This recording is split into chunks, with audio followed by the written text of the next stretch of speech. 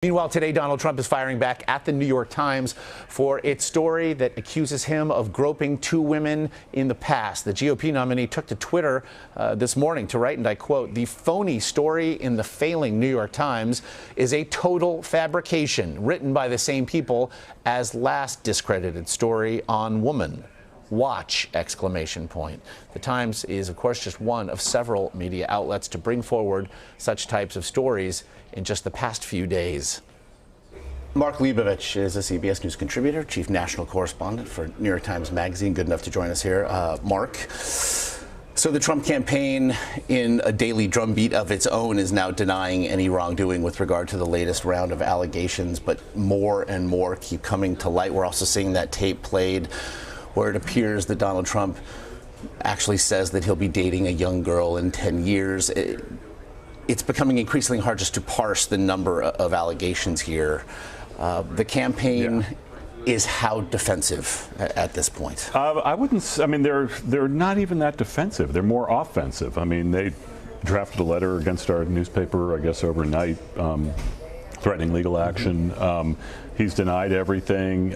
He's pushed back against certainly the media, against Republican, the Republican establishment, against the Democrats. I mean, it's never his fault. I mean, this is not a problem that he is taking head on with any great sort of humility or apology, but that's sort of his thing, and that's why his supporters love him. I mean, he's not going to back down, even in situations that sort of continue to just draw blood like that. And so, you mentioned his supporters. If he can remain then, I guess, in a holding pattern of a sort. We saw many in the GOP leadership jumping off the train this past weekend. Some have actually gotten back on it in just the last 72 hours.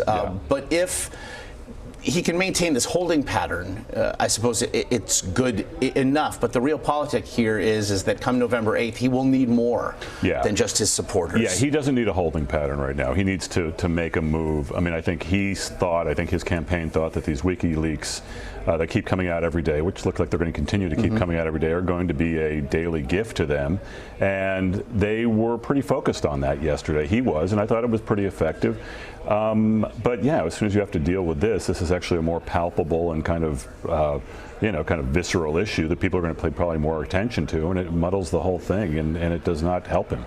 Seeing a lot of people parse what we've seen thus far from WikiLeaks. There are seemingly individual revelations that could be damaging, and perhaps in any other election cycle would qualify as a daily October surprise. Correct. But you're also just getting a look perhaps at a politician doing political things. You can, which is not a good thing in this day and age. I mean, Donald Trump is running as a non-politician. He could make the case that, look, this is how a politician operates. You say something privately, you do something publicly.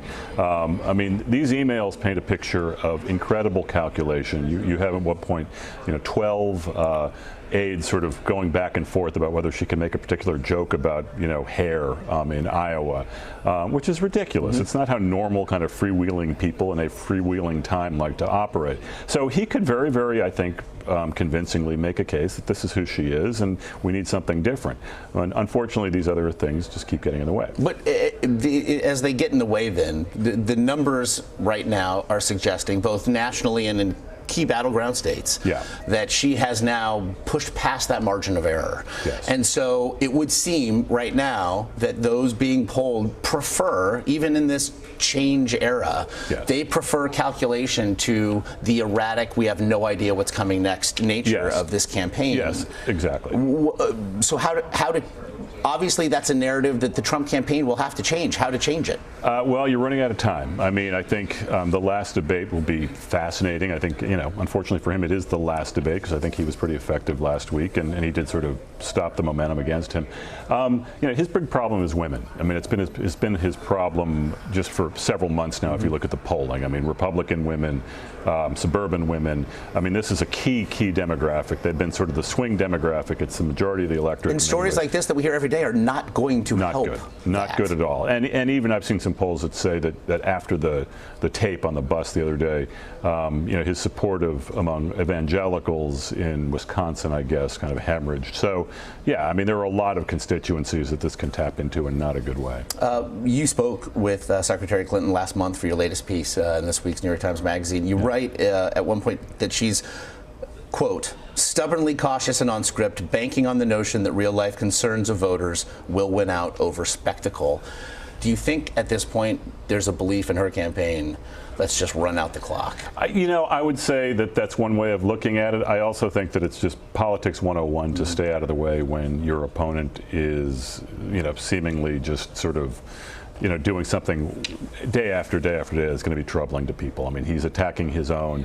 He's focused on Republicans. He's focused on the media. I mean, she's one of many people that he seems to be going after with guns blazing. He's running against his own party as much as he is against her. I mean, he, like this entire campaign, he has dominated. He has just taken all the oxygen out of the race. That's been his thing. I mean, the whole race has revolved around him. In a way, it's allowed Hillary Clinton to hide, which in a weird way, when you're that well known to begin with, it's a bit of a godsend. And I think that's continuing up through the very end, it seems. It's hard to believe that this election cycle would actually surprise any of us at this point, but boy, the October surprises are It has been fascinating. Plentiful. We're not even halfway done with October yet. It's a remarkable thing. Mark Leibovich, let's get you to that train. Thank you, Josh. Great to be here. All right, man.